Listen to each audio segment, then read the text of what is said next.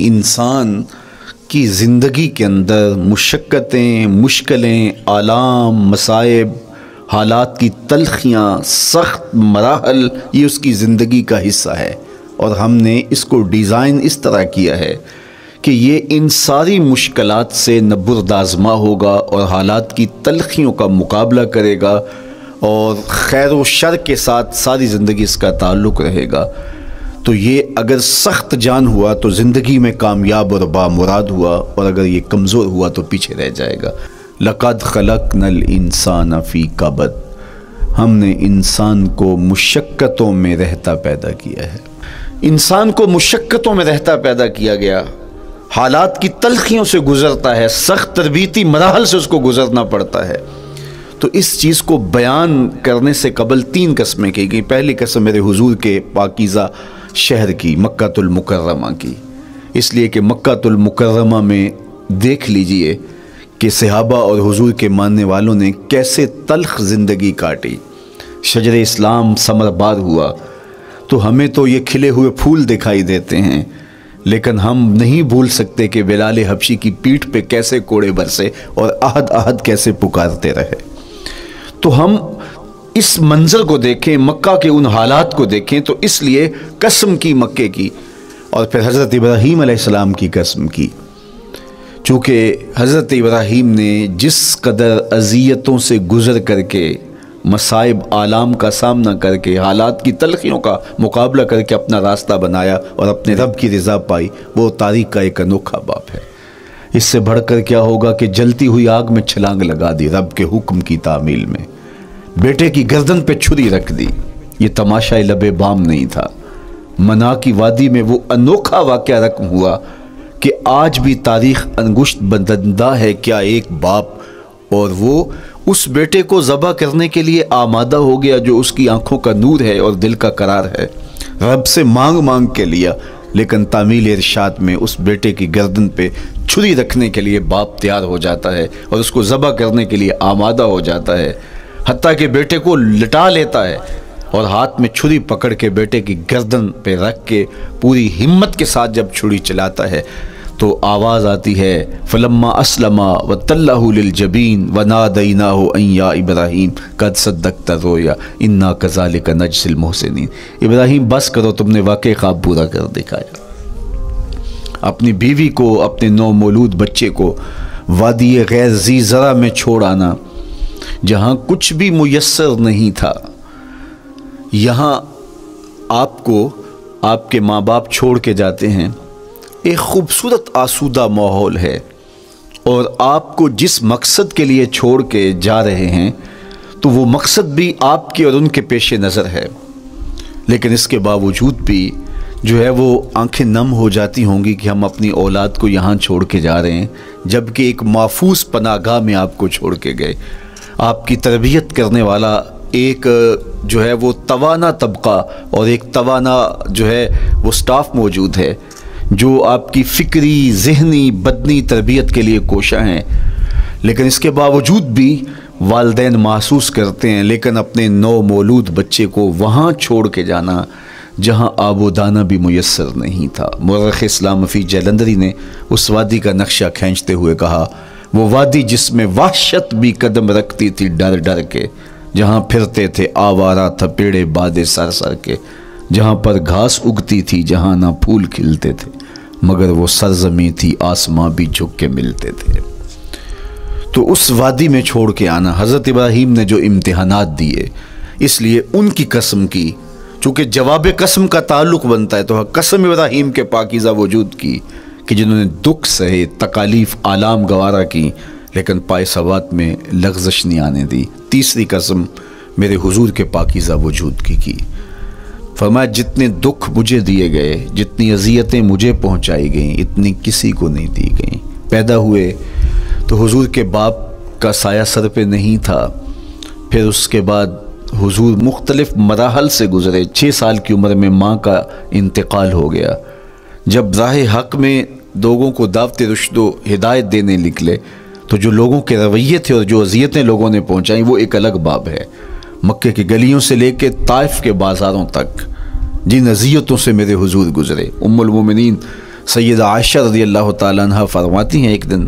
حضور کی بارگاہ میں حاضری تھی تو ہم نے عرض کیا حضور کیا احد کے دن سے سخت دن بھی زندگی میں کبھی گزرا ہے؟ صحابہ کی نظر میں اس دن سے سخت دن کبھی زندگی میں نہیں آیا،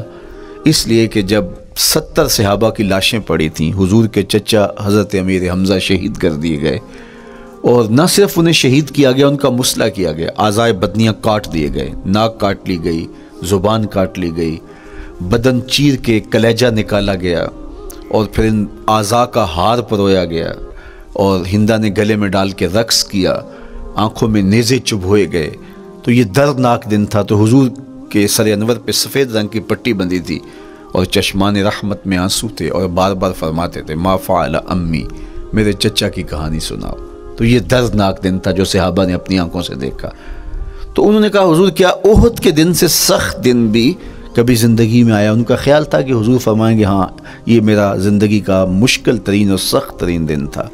لیکن حضور نے فرمایا ہاں عائشہ،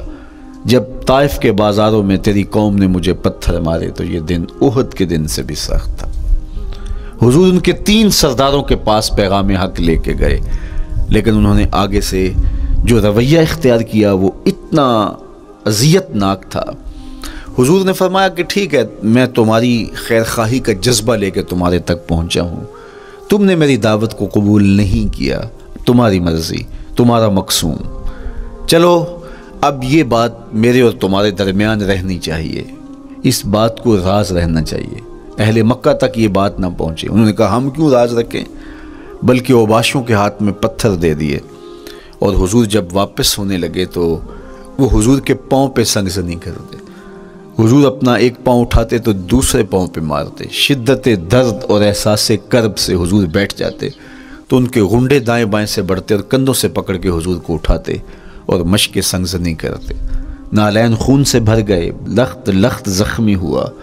اللہ اکبر، کیا دردناک لمحے تھے، کیا تکلیف بھری گھڑیاں تھی۔ تو کہا کہ جب طائف کے بازاروں میں تیری قوم نے مجھے پتھر مارے تو یہ دن احد کے دن سے بھی سخت تھا۔ اچھا، جب حضور پر اس طرح آلام و مصائب ٹوٹ پڑے تو حضور کے ساتھ جو صحابہ تھے انہوں نے کہا حضور ان کے لیے بد دعا کر دیجئے،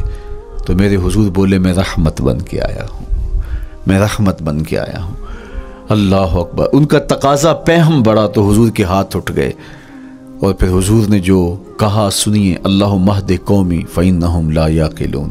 اے اللہ میری قوم کو ہدایت دے دے، یہ مجھے جانتے نہیں، اگر جانتے تو ان کا میرے ساتھ یہ رویہ نہ ہوتا۔ تو پتھروں کے جواب میں دعائیں دینا پیغمبروں کا حوصلہ ہوتا ہے۔ اللہ اکبر، مورخ اسلام حفیظ جلندری نے کیا خوبصورت پیرائے میں نقشہ کھینچا کہ حضور ہاتھ اٹھا کے دعا مانگ رہے ہیں، الہی کرم کر کو سارے طائف کے مکینوں پر، الہی پھول برسا ان پتھروں والی زمینوں پر۔ تو حضور نے دکھ سہے، تکلیفیں سہی، اب 3 قسمیں کی۔ شہر مکہ کی قسم جہاں حضور کے صحابہ نے تکلیفیں سہی، اس شہر کی گلیوں میں انہیں گھسیٹا گیا اور ان کو کچی کھالوں میں لپیٹ کے دھونیاں دی گئیں، انہیں اذیت ناک مراحل سے گزارا گیا۔ حضرت ابراہیم مشکل سے مشکل زندگی کاٹی اور رب کی رضا جوئی کے لیے کوشاں رہے، اور میرے حضور نے سخت ترین اذیتوں، مقاومتوں، مخالفتوں اور تکلیفوں کا سامنا کیا۔ تو ان 3 چیزوں کا حوالہ دے کر، ان 3 چیزوں کی قسم کر کے اب انسان کو بتایا جا رہا ہے کہ تم مشکلات سے تمہیں گزرنا پڑے گا، حالات کی تلخیاں تمہیں سہنی پڑیں گی، کسی مرتبے تک پہنچنے کے لیے تمہیں پھر تکلیفوں کی راہ اختیار کرنی پڑے گی۔ تم کون ہوتے ہو؟ میرا محبوب ہو تو تکلیفیں وہ بھی اٹھائے، 2 جہاں کا مالک ہو اور طائف کے بازاروں میں اس کے پاؤں پہ بھی پتھر پڑیں، اور کونین کا سردار ہو اور ان کے اوپر اوجری ڈال دی جائے، کائنات کا مالک ہو اور ان کو مکے کی گلیوں کے اندر ان کے گلے میں عقبہ بن ابی معیط کپڑا ڈالے اور تاؤ دے، تو کیا ان مشکلات سے تم بچ سکتے ہو؟ جب تم کسی منزل تک پہنچنا چاہتے ہو تو پھر یہ حوالے ماضی کے دیکھ لو، 3 قسمیں کر کے اس حقیقت کو بیان کیا۔ ابراہیم علیہ السلام کے وجود کو دیکھ لو، حضرت مصطفیٰ کریم علیہ السلام کی ذات ستودہ صفات کو دیکھ لو، اور مکے کی گلیوں میں صحابہ کے ساتھ جو ظلم اور جبر ہوئے اور انہوں نے جو مصیبتیں اور مشقتیں کاٹی وہ ساری دیکھ لو، تو 3 قسمیں کھا کر کے کہا کہ بے شک انسان مشقتوں میں رہتا پیدا کیا گیا ہے۔ اس لیے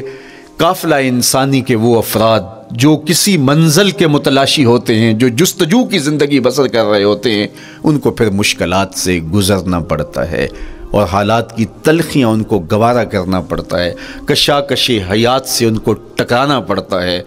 اور ان کو آگے بڑھنے کے لیے ان کو تکلیفوں سے گزر کر کے، جان گسل مراحل سے گزر کر کے پھر منزل کی طرف عازم سفر ہونا پڑتا ہے۔ کیا میں نے اس خاکدان سے کنارہ، جہاں رزق کا نام ہے آب و دانہ، پلٹنا جھپٹنا جھپٹ کر پلٹنا، لہو گرم رکھنے کا ہے ایک بہانہ، پرندوں کی دنیا کا درویش ہوں میں کہ شاہی بناتا نہیں آشیان۔ تو زندگی مشکل مراحل سے گزر جانے کا نام ہے۔ اقبال نے کہا تھا ہے شباب اپنے لہو کی آگ میں جلنے کا نام۔ یہ زندگی آسان نہیں ہے، یہ حالات کی تلخیوں کا مقابلہ کرنے کا نام ہے، یہ ضبط نفس کا نام ہے، یہ اپنے من کی تربیت کا نام ہے۔ حضرت امام رازی سایت کریمہ کے تحت لکھتے ہیں کہ جب بچہ شکم مادر میں ہوتا ہے تو وہ 3 پردوں میں ہوتا ہے، ایک جھلی کا پردہ، ایک رحم مادر کا پردہ اور ایک پیٹ کا پردہ۔ تو 3 پردوں میں وہ بیچارہ بڑی عجیب سی حالت میں ہوتا ہے۔ یہ اس کا پہلا مرحلہ ہے تخلیق کے بعد، اس کے بعد پیدائش کا دوسرا مرحلہ ہے، یہ زچہ بچہ دونوں کے لیے موت و حیات کے مرحلے ہوتے ہیں۔ اس کے بعد وہ پیدا ہوا، اس دنیا پہ آیا، تو اس کی مشکل کیا ہے؟ زبان ہے بولنا نہیں جانتا، دیکھتا ہے پہچان نہیں سکتا، سنتا ہے سمجھ نہیں سکتا، ہاتھ ہیں پکڑ نہیں سکتا، ٹانگیں ہیں چل نہیں سکتا۔ کتنی مشکل بن گئی، یہ سب کچھ چیزیں ہونے کے باوجود بھی وہ بے بس دکھائی دیتا ہے، اس کو دودھ مانگنے کے لیے بھی رونا پڑتا ہے۔ تو یہ ایک مرحلہ تھا۔ پھر آہستہ آہستہ اس نے بولنا سیکھا، ایک ایک حرف کر کے، لفظ جوڑ کے وہ جملے مکمل کرتا رہا۔ آج تو زبان کا طوطی بولتا ہے، آج تو بات کریں تو جو ہے وہ ماحول تھم جاتا ہے، لیکن انسان ذرا پلٹ کے آغوش مادر میں تیری ماں نے ایک ایک حرف تجھے سکھایا تھا، ایک ایک لفظ تجھے سکھایا تھا، لفظ کر کے، حرف کر کے جملے بنے، اور آج تیری گفتار کی شوخی کے تذکرے زمانے میں ہیں، تو پھر تجھے بولنا سکھایا۔ تو چل نہیں سکتا تھا، آج تیری جو ہے وہ جولانیاں دیکھنے والی ہیں، تیری رفتار کو کوئی چھو نہیں سکتا ہے، تیری آنکھوں کی بجلیاں آج عقابوں سے بڑھ کر ہیں، آج تیرے کانوں کے اندر نغموں کا جہاں آباد ہے، آج تیرے ہاتھوں کی گرفت کہ آگے شیر غراں بھی ہو تو وہ بھی بے بس ہو جاتا ہے، لیکن دیکھ تو کتنا مجبور تھا۔ اچھا چلو وہاں سے آگے آئے، پھر زندگی کو سیکھنا پڑتا ہے، آداب سیکھنے پڑتے ہیں، کس سے کیا بات کرنی ہے سیکھنا پڑتا ہے، آگے بڑھے، جوانی کی دہلیز پہ پہنچے۔ جوانی انسان کی زندگی کا باقپن ہوتا ہے، عروج ہوتا ہے، اللہ اکبر، لیکن جوانی کو تقدس معاب رکھ کے منزل تک پہنچانا یہ سب سے مشکل مرحلہ ہوتا ہے، چونکہ جذبات بے قابو ہیں، خواہشیں آوارہ ہیں، اور تا حد نظر نظارے ہی نظارے جو دل کو کھینچتے ہیں۔ اب اپنے تقدس کو جو شخص محفوظ رکھے، کائنات میں سب سے قیمتی جوہر حضرت انسان کا اس کی عصمت کا جوہر ہے، اور سب سے حسین چہرہ وہ ہے جو جنسی کالک سے اپنے آپ کو بچا لے۔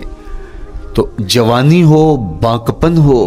اور پھر اپنی خواہشات کو بے قابو نہ ہونے دیا جائے، سب سے مشکل مرحلہ پوری زندگی میں یہ آتا ہے۔ کسی نے کہا تھا کتاب زیست کا ایک اور باب بیت گیا، شباب بیت گیا، ایک عذاب بیت گیا۔ تو شباب کا ختم ہونا اور اس کو خیریت سے منزل تک پہنچنا، یہ کتنا بڑا مشکل مرحلہ ہوتا ہے، جس کا جوانی میں باطن کا چہرہ مسخ ہو جاتا ہے اور جنسی کالک سے جو چہرہ آلودہ ہو جاتا ہے، اس کا عفت کا دامن داغدار ہو جاتا ہے۔ تو اس لیے وہ چہرہ تاباں ہے، وہ چہرہ روشن ہے، وہ چہرہ منور ہے جو اپنے آپ کو کالک نہیں لگنے دیتا اور اپنی عصمت کی حفاظت کرتا ہے۔ میرے حضور نے بھی ارشاد فرمایا، سبعۃ یظلھم اللہ تعالی فی ظلہ یوم لا ظل الا ظلہ، 7 اشخاص ایسے ہیں قیامت کے دن جب کوئی سایہ نہیں ہوگا، اللہ ان کو اپنے عرش کا سایہ عطا کرے گا۔ ان میں سے پہلا شخص امام عادل، عادل حکمران، دوسرا شخص وشاب نشأ فی عبادت اللہ، وہ جوان جس کی جوانی اللہ کی عبادت میں بسر ہوئی۔ تیسرا وہ شخص ورجل قلبہ معلق بالمساجد، وہ شخص جس کا دل مسجد میں لگتا ہے، مسجد میں جمتا ہے۔ اور چوتھا شخص ورجل دعتہ امرأۃ ذات منصب وجمال فقال انی اخاف اللہ، وہ شخص جس کو دعوت گناہ ملی اور حسن قدموں میں بچھنے کے لیے بےتاب ہوا، اور اس نے کیا کہا؟ انی اخاف اللہ، میں اللہ سے ڈرتا ہوں، میرا اللہ مجھے دیکھ رہا ہے۔ میرے حضور نے فرمایا قیامت کے دن جب کوئی سایہ نہیں ہوگا، اللہ اس کے اوپر اپنے عرش کا سایہ تان دے گا۔ جو اپنی عصمت کے جوہر کو بچا گیا، تو یہ ایک مشکل مرحلہ تھا اپنی جوانی کے تقدس کی حفاظت کرنا۔ میرے حضور نے ارشاد فرمایا انا حبیب اللہ، میں اللہ کا حبیب ہوں۔ جو جوان جوانی میں توبہ کرتا ہے وہ بھی اللہ کا حبیب ہے۔ کتنا بڑا اعزاز ہے اور کتنا بڑا کمال ہے جو شخص کو ملتا ہے جو جوانی میں اپنی عصمت کے تقدس کی حفاظت کرتا ہے، اپنی آبرو پہ پہرا دیتا ہے، اپنی نظروں کی حفاظت کرتا ہے، اپنی سوچوں کو آوارہ نہیں ہونے دیتا، اپنے خیالوں کو بھٹکنے نہیں دیتا، اپنی خواہشات کو بے قابو نہیں ہونے دیتا۔ تو یہ مشکل ترین لمحہ تھا۔ اس کے بعد امام راضی کہتے ہیں اب شادی کا مرحلہ ہوا، تو پہلے خود اپنی ذمہ داری تھی، اب کسی کا بوجھ بھی اٹھانا پڑا، یہ اگلی مشکل آ پڑی۔ پھر بچے ہوئے تو پھر اپنی زندگی تو ختم ہو گئی، پھر ساری زندگی، پھر بڑھاپے میں چلے جائیں، ارذل العمر تک چلے جائیں، یہ ساری زندگی مشکلات۔ لقد خلقنا الانسان فی کبد، تو ہمیں عملی طور پہ مشکلات کے مقابلے کے لیے تیار ہونا چاہیے۔ دیکھیے ہم جب شکار کرنے جاتے ہیں اور وہ خطرناک جنگل ہو جس میں شیر، بھیڑی اور دیگر جانور بھی ہوں، تو پھر ہم حفظ ما تقدم کے طور پہ سب کچھ ساتھ لے کے جاتے ہیں اور اس انداز سے جاتے ہیں کہ ہمارے اوپر اگر کوئی حملہ ہو تو بچاؤ کی یہ تدبیر ہو۔ تو ہم عملی طور پہ اس کے لیے خود تیار ہوتے ہیں، تو پھر کوئی ہونے والا حملہ غیر متوقع نہیں ہوتا اور ہم اس کے لیے اپنے آپ کو مستعد اور فعال پاتے ہیں۔ اسی طرح میں اور آپ اگر زندگی کے اس فلسفے سے آگاہ نہیں ہوں گے کہ زندگی مشکلات کا مجموعہ ہے، حالات کی تلخیاں ساری زندگی ہمارے ساتھ رہیں گی، تو کوئی بھی تکلیف، کوئی بھی اذیت، کوئی بھی ایسا واقعہ جو ہم نہیں چاہ رہے ہوں گے وہ روح پذیر ہوگا تو ہم گھبرا جائیں گے اور پھر اس وقت ہم دکھی ہو جائیں گے۔ اس لیے ہمیں یہ قرآن نے سکھایا ہے کہ تم عملی طور پہ زندگی کی سختیوں کا مقابلہ کرنے کے لیے آمادہ اور تیار ہو جاؤ۔ قرآن مجید میں جو صبر کا لفظ ہے اس کا مفہوم یہ ہے کہ حالات کی جو تلخیاں تمہارے اوپر آتی ہیں، وہ غربت بھی ہو سکتی ہے، وہ بیماری بھی ہو سکتی ہے، وہ لوگوں کی عداوت اور دشمنی بھی ہو سکتی ہے، وہ اور بہت ساری چیزیں ہوتی ہیں، وہ جنگوں کی حالت کا بپا ہو جانا اور تمہارا دشمنوں کے نرغے میں گر جانا، یہ سب کچھ ہو سکتا ہے۔ تو اس کے اوپر استقامت کے ساتھ تم کھڑے رہو اور تم ان کو برداشت کرنے کی اپنے اندر ہمت اور حوصلہ رکھو، تو پھر وہ تمہارا صبر ہوگا، اور یہ قوت اگر تمہارے اندر پیدا ہو جاتی ہے تو پھر تمہاری زندگی آسان اور سوکھی ہو جاتی ہے۔ لیکن اگر یہ دولت تمہیں نصیب نہیں ہوتی تو پھر ساری زندگی دکھوں اور شکووں سے بھری رہتی۔ اس لیے ہمیں یہ چیز سیکھ لینی چاہیے کہ زندگی نام ہی مشکلات سے نبرد آزما رہنے کا ہے۔ عملی طور پہ ہم دیکھو، ہمیں پتہ ہے سردی آ رہی ہے تو اس کا ہم پہلے انتظام کرتے ہیں، تو سردی ہمیں دکھی نہیں پھر کرتی، ہم سردی سے بھی لطف لیتے ہیں، موسم برسات سے بھی مزہ لیتے ہیں، اور گرمی سے بھی ہم ایک حاز حاصل کر لیتے ہیں اگر ہم اس کو جو ہے اس کے لیے عملی طور پہ اپنے آپ کو تیار کر لیں۔ لیکن اگر ہم اس کے لیے تیاری نہیں کریں گے تو سوائے گھبراہٹ کے اور کچھ نہیں ہوگا۔ تو مجھے اور آپ کو عملاً اپنے آپ کو اس بات کے لیے آمادہ کرنا پڑے گا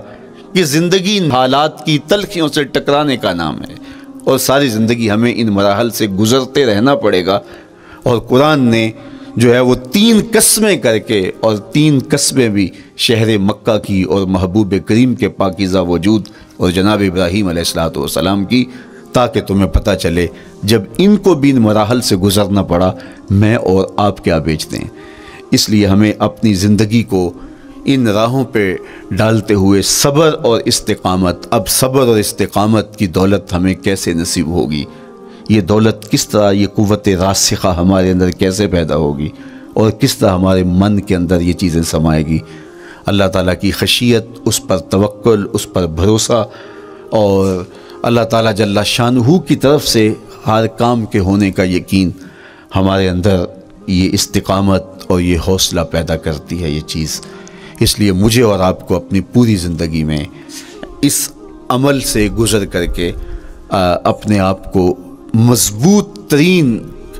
صورتحال میں لا کے کھڑا کرنا پڑے گا، اور یہی زندگی کا جمال ہے۔ تو اب پھر دیکھیے قرآن کیا کہہ رہا ہے، لا اقسم بہذا البلد وانت حل بہذا البلد ووالد وما ولد، 3 قسمیں کی۔ اس کے بعد ارشاد فرمایا لقد خلقنا الانسان فی کبد، ہم نے انسان کو مشکلوں میں، مصائب میں، آلام میں رہتا ہوا پیدا کیا۔ کہتے ہیں جب حضرت انسان کی تخلیق ہوئی تو اس کا خمیر جب گویا جا رہا تھا تو اس کے اوپر 39 دن تک آزمائشوں کی، دکھوں کی، تکلیفوں کی بارش ہوئی، اور 1 دن خوشیوں اور مسرتوں کا می برسا۔ تو انسان کی زندگی کے اندر حالات سے ٹکرانا اور دکھوں کو سہنا اور دکھوں سے مقابلہ کرنا یہ سیکھنا پڑے گا، اور جب انسان اس کو عملی طور پر سیکھ جائے گا تو پھر زندگی کا جمال اور زندگی کا حسن نصیب ہوگا۔